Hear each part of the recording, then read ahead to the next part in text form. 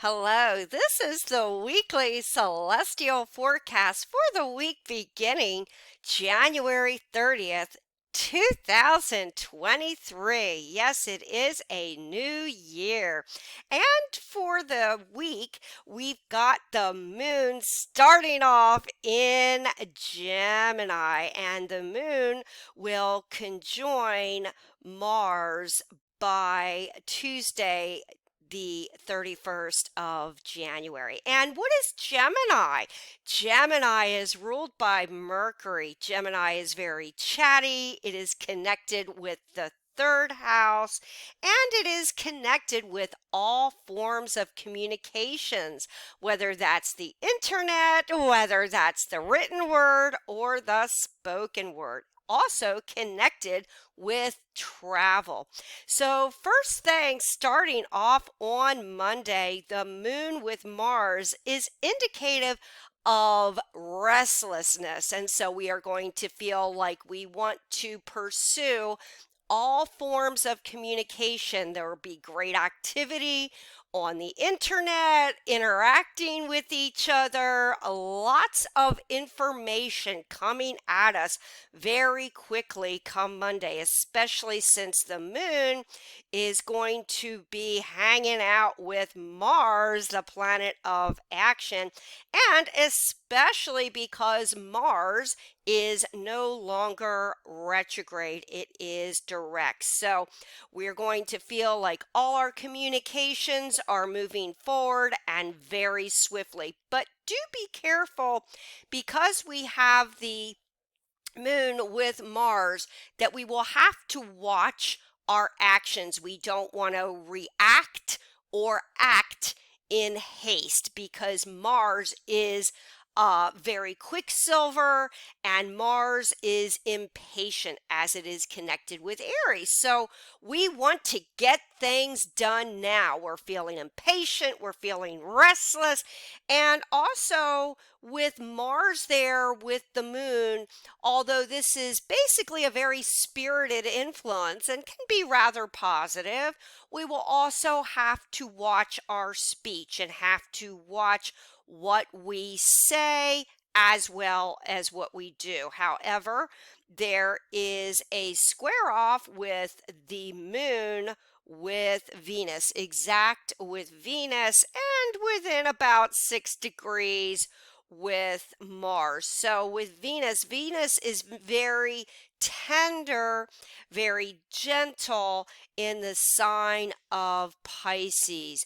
And with Venus, Venus in Pisces likes to idealize a situation.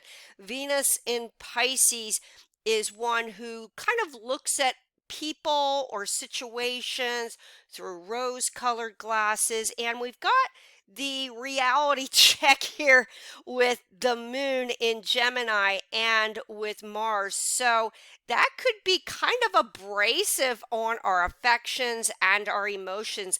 So don't be surprised if on Monday, January 30th, that there could be some kind of a wake up call, if you will, with regards to love and affection and our emotions, especially since Pisces Venus is also very dreamy, a bit of a visionary. So this is very good if you are especially involved with medicine or psychical work, helping people. Venus in Pisces is a very supportive influence. And of course, later on in the month, well, into February, Venus will conjoin with dreamy Neptune in Pisces. But that is for another celestial report. Now we have Jupiter in very pioneering Aries. Yes, indeed. And that is making a sextile to the sun within 4 or 5-ish degrees there. So this is very positive. So also the sun is then going to turn and trine Mars and the moon. So this is very positive indeed. It's also very lucky because anytime you're involving Jupiter, the planet of luck and prosperity with the sun. And that's connected with our confidence, our energy. This gives us a lot of assurance come Monday. And when you have then the sun making a trine with Mars, the planet of action, we're not only feeling confident and feeling positive, maybe because of it, we are attracting luck, we are attracting positive situations, attracting money, work, and so on come Monday. But with Mars and the moon there, we are feeling very spirited and we want to project to the world how we are feeling, our sense of confidence, our sense of self esteem. So, Monday, in fact, January 30th, this is the day you want to circle on your calendar because it indeed will be very positive. Yes. So now let's look on to the next day. Let's go forward here a day until the 31st. Yes. And the moon is now past Mars. It's at 16 degrees approximately with Gemini. However, Mars is applying a square off. Excuse me, that's moon is applying a square off to Neptune. So, what does this all mean? Well, especially on Wednesday or late Tuesday, once the moon squares Neptune, that's a little bit deceptive. So, on Monday, we're feeling rather positive, enthusiastic, very confident, very chatty. But come Tuesday, although that presence is still there with Mars and moon in Gemini, we're still going to feel chatty and very communicative come Tuesday, but now we've got Neptune that is applying the square off to the moon. So although we want to communicate our ideas and so on, we're restless, also indicative of travel. Yes, we will have to be cautious about plans that are being made, especially with travel. If you need to hold off on travel, this may be the time to do it because of unforeseen issues connected with Neptune. Also, that indicates communications. We will have to be careful of the written or the spoken word negotiations on Tuesday and so on. So if you can put off some kind of negotiations, even for say a couple days, maybe come Thursday, that would probably be a lot better because the astrological atmosphere will be much greater improved by Thursday. But do be leery of what you say now because later on there could be some confusion or deception that comes up because of our communications on Tuesday. And Saturn is still in Aquarius and the sun is in Aquarius, although later on into February the sun will apply a conjunction with Saturn. So that is again for another celestial influence and report. However, that is going to give us a great deal of strength and foresight once Sun and Saturn connect up at the end or by the end of February, certainly mid-February. And Uranus is also squaring off the sun, and that is very important because the depositor of the sun, and for that matter, for Saturn, is Uranus. So with Uranus squaring off the sun now, and of course no longer squaring Saturn any longer, it is still significant, although Uranus is in Taurus and now past the North Node in Taurus. So that is no longer conjunct. However, because the depositor is Uranus in and around Tuesday and for the rest of the week up until the 5th, we will have to be leery of some of the natural disasters, volcanoes, earthquakes, especially. And we will have to watch for some of the earthquakes in our life, too. We may be a little bit damaged as far as our self esteem and our ego because that's what the sun is connected with. And when you have unpredictable Uranus challenging the sun here, well, that could kind of spark some disagreements here based on our ego or our sense of who we are on Tuesday, and as mentioned, for the rest of this week. So, this is the week, folks. You want to steer clear of any ego conflicts or tit for tat with Uranus. And with this square off with the sun and Uranus, we can what? We can expect the unexpected. And as aforementioned, do steer clear of any tensions right now. And Pluto is gaining more traction, getting closer to the sign of Aquarius, which will occur on or around the 23rd of March. And so Pluto is finishing up its reign, at least for now, briefly, until it flips back into Capricorn in the spring. But nonetheless, it is at 28 degrees Capricorn. That makes a bit of a wide sextile to Neptune, is very good for our creativity and inspiration, kind of keeps our feet on the ground.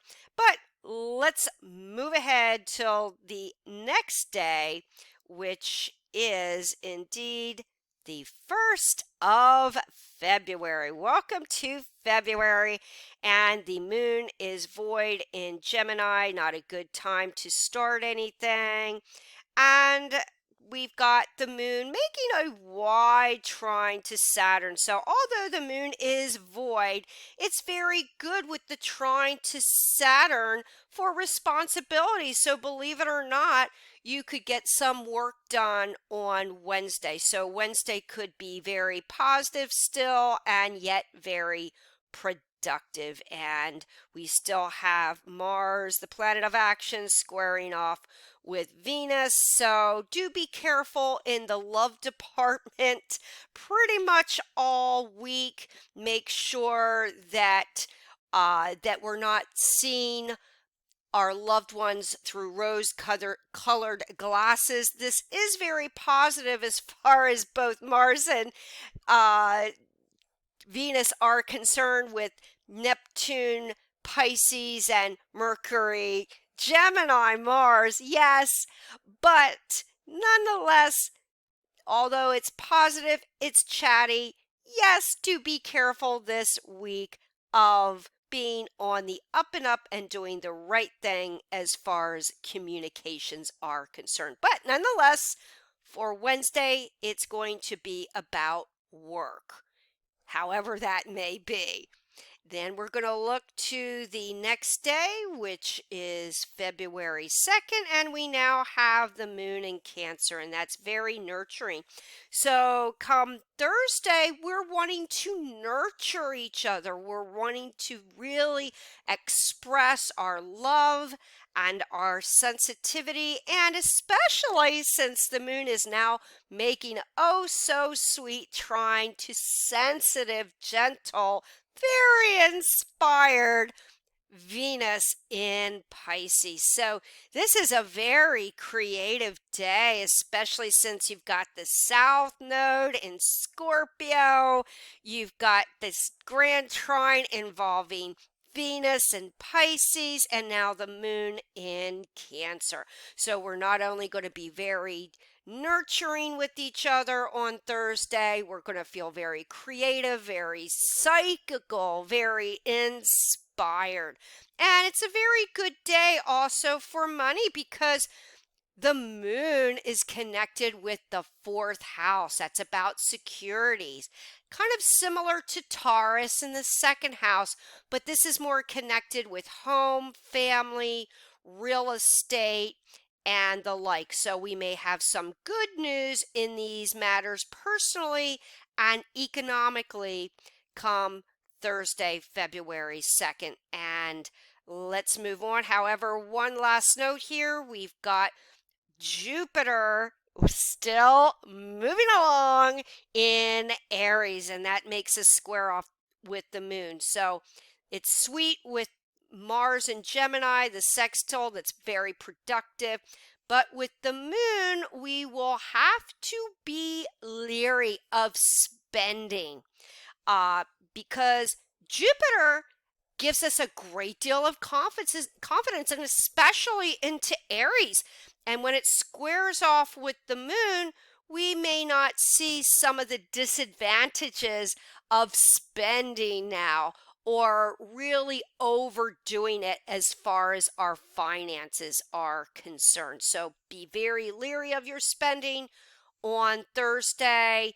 Don't get carried away with money matters or investments. And other than that, because of the trine, the grand trine on Thursday in water, it's a very good, nurturing, sensitive time otherwise on Thursday, February 2nd. And now we are officially going into the weekend. And it is February 3rd, and the moon is still in Cancer. And now it is applying us an opposition to powerhouse Pluto and opposing Mercury, the communicator. And this is important here then too on Friday the 3rd, because why?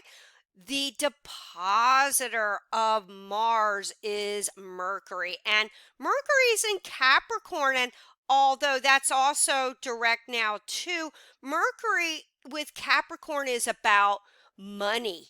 It is about our ambitions, all that is representative of the 10th house in Capricorn. And Mercury can be a little bit of a stick in the mud as far as actions and our ambitions. It allows us to really take action as far as our goals and aspirations. But because it is the depositor of Mars, which is action, and now it's opposing the moon and very sensitive Cancer, this is a very sensitive day. So even on Friday, we'll have to watch what we say. We don't want to be so overly hung up with power or ambition and this type theme that we trample over other individuals' emotions and sensitivities, especially when it deals with Cancer and the fourth house connected with family and anything connected with real estate, security, and the like, because certain tensions could make us feel, well, rather insecure. You've got the powerful, uh, ambitious Pluto and Mercury in Capricorn with sensitive, home loving, kind hearted moon in Cancer and the depositor of the action oriented planet of Mars. So, yes, mark Friday as a day you want to more or less probably just try to hold back on any kind of negative attitudes or actions that deal with family or insecurity and security, sensitivities, and the like. And moving along, we are now going forward into Saturday. Yes, now the moon is in very confident Leo, and the depositor here is the sun in Aquarius. Yes, indeed. So we are applying here the moon the next day on Sunday with an opposition with the sun, and that will be, of course, the full moon in Leo on Sunday. So on Saturday, although the moon is not quite yet opposing the sun in Aquarius. It is in Leo with the sun as the depositor. So we are feeling on Saturday and Sunday a little bit quirky. Maybe we want to act a little bit out of character, especially since we're talking the moon in Leo. And the moon in Leo likes to show off a little bit, but it's a very warm position normally with the moon in Leo, very heartfelt. However, because the depositor is with the sun, and then on Sunday, the full moon, and it is applying, we will have to be careful of that theme of what is that again? Expect the unexpected, especially because we've got Saturn also in Aquarius, and within 2 days, then the moon come Monday will then oppose Saturn. But that is again for the next celestial forecast. However, on Saturday, we're feeling a little bit like we want to be rebellious, or at the very least, we want to connect with our friends, our friendliness. But what else is Aquarius? Aquarius is about our ideals. And with the moon on Saturday and the full moon on Sunday, it's about those 2 days really expressing our opinions, because that's what Aquarius is about. It's very idealistic. It's about our principles. It's about right and wrong. And with the moon in Leo and the depositor of Aquarius, this is going to be a highlight for Saturday and Sunday, whether it's in our lives personally, whether this is what is in the news. There's going to be some issues that really move us. And especially on this Sunday, there's going to be some unpredictable actions by people and odd behavior that we are going to have to be very leery of. And this is the time, yes, to be very creative, because that's the other side of Aquarius. We want to be very original and unique, but we want to do it in a way that is not going to offend others, where we are putting our best foot forward, but not being so rebellious just for the sake of rebellion and to gain attention because of that Leo moon, that we could uh, indirectly start fights or arguments and so on. So both Saturday and Sunday, the full moon, tension is building, and we will just have to pull back on the need to just really speak our mind, just to be different, rebellious, or difficult, just for the sake of it. So these are 2 days to also highlight, but to really just kind of hold ourselves back. However, it's not all so bleak. We do have the moon in sweet fire Leo making a trine with Jupiter. And anytime there's a trine with Jupiter, that's very good because it's about luck. So here's another wonderful positive aspect with Jupiter in Aries. So yeah, there may be a little tension in the air here, especially since there's also an applying T-square with Uranus and Taurus, the sun in Aquarius, and the applying full moon in Leo come Sunday. So yes, tension is building, no doubt, for Sunday, but at least with lucky, prosperous Jupiter in Aries making a trine to the moon, we are feeling like even if there's tension, we know somehow things are going to work out. There may be some good news over the weekend connected with our work, job, money situation, and it may be a good day for travel nonetheless with that trine, but do be leery on Saturday and Sunday.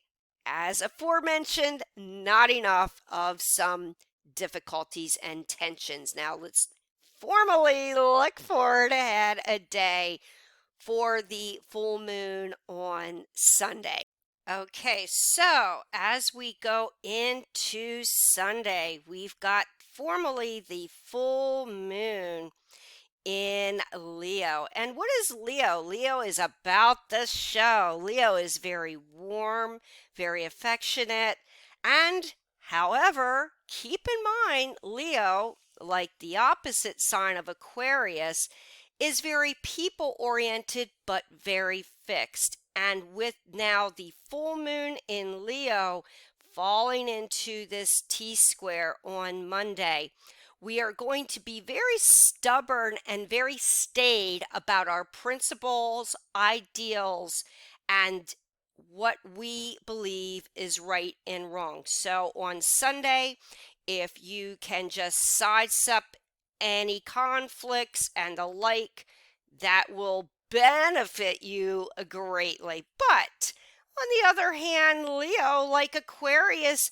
is not only very friendly, kind of creative, very people oriented. It's a good day to express your originality, your original thought, your creativity. And it's a good day to express what? What is the fixed signs? It's about your loyalty to your loved ones, not just your ideas, principles, and ideals. It's about being right and wrong, yes, and being very highly principled, yes, but it's also a good day for what? Friendships, because both Leo and Aquarius have the 11th house and the 5th house connected with what means the most to us as far as our friends, our acquaintances, or those we look to as friends, and so on. And really kind of getting together and really expressing our friendliness, our affection, but in more of a very detached style. But we cannot omit here this tense T square, and we will have to just pull back a little bit and not be so narrow-minded about our beliefs and our opinions. And right now, if we can do that, then we will benefit us greatly. Now, finally, there is a sextile with the moon, and that's also anytime you have the sextile with the moon and Mars, the planet of action, as aforementioned, also very good for what? For getting work done, getting projects done, and so on. And then you've got Jupiter, happy-go-lucky, into the mix here. Yes, indeed. And that is with a sextile, wide sextile with Mars, and not really connecting with the moon, but it will provide some very positive energy, at least not a major aspect now that is with the moon. So there are some minor aspects here, but for as far as the major aspects are concerned, that is, it's a very good time for believing in yourself, your positivity. A positive aspect here would be that we are very confident about the future, looking forward, especially starting off now a new year. So that's all good with regards to the chart. It's a good time, especially with the Taurus and the Capricorn emphasis, to be very mindful of monies and business, our ambitions, our goals, and the like. And if we can sidestep any kind of conflict and take a hint from Venus and Pisces here and really kind of express our sympathies and take the high road, because after all, Venus is most elevated in the sign of Pisces, then this week, starting January 30th until the 5th of February, will indeed end up on a high note and being rather positive.